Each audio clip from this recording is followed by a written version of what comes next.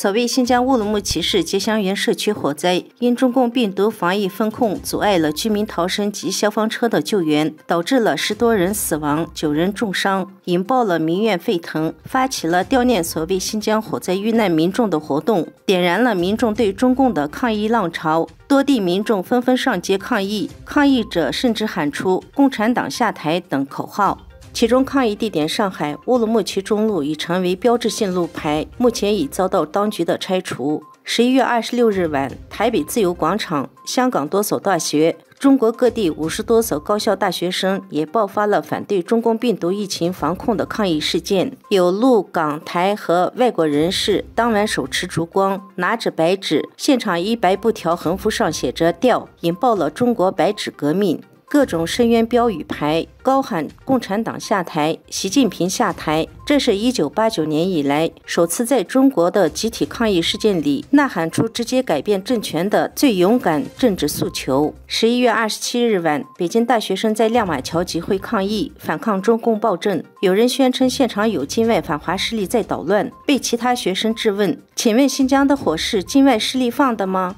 我们连网都上不到国外的，我们哪来的境外势力？"乌鲁木齐火灾惨剧成为中共清零政策下的又一血债，引发的不满正迅速在全国蔓延。历经108天的封控，所谓新疆人终于忍无可忍。25日，乌鲁木齐市多个小区的居民集体冲击当地居委会，要求解封，同警方发生冲突，当局出动了大批警察前来镇压，甚至还出动了装甲车。乌鲁木齐市人民政府新闻办公室28日上午宣布，将加快恢复社会面正常生产生活秩序的有关情况。中国官媒央视报道，乌鲁木齐机场将逐步恢复开通疆内疆外航班。法制日报报道称，乌鲁木齐市决定自29日起恢复快递物流企业营运，为低风险区市民朋友提供点对点配送服务。此举被认为是为了平息民怨怒火。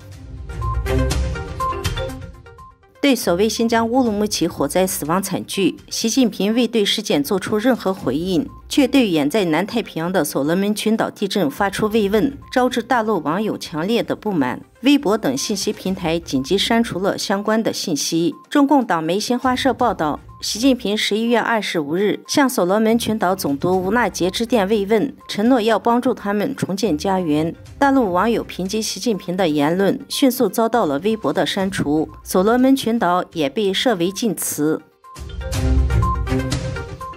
中共当局公布的最新报告说，全国新增中共病毒感染者再破纪录，疫情严峻复杂，需要坚定不移地实施防控措施。因此，各地要坚持第9版防控方案，落实20条优化措施，切实做到不动摇、不走样。对此，有人已经在网上发布了白纸运动倡议书，呼吁民众采取公民不合作态度，面对当局严厉的风控措施。11月28日，一份白纸运动倡议书在网上发表，并迅速在社交媒体上传开。这份署名白纸运动联盟的倡议书表示，在忍受当局一系列无耻的行为后，现在是时候来表达我们的态度。我们不需要大国崛起，我们只在乎小民尊严等等。目前很难预料有多少人会响应这项倡议，勇敢地举起白纸向当局说不。不过，一些观察人士说，随着当局清零政策和风控措施的继续，这场出人意料的白纸运动有可能演变成规模更大、范围更广的反政府行动。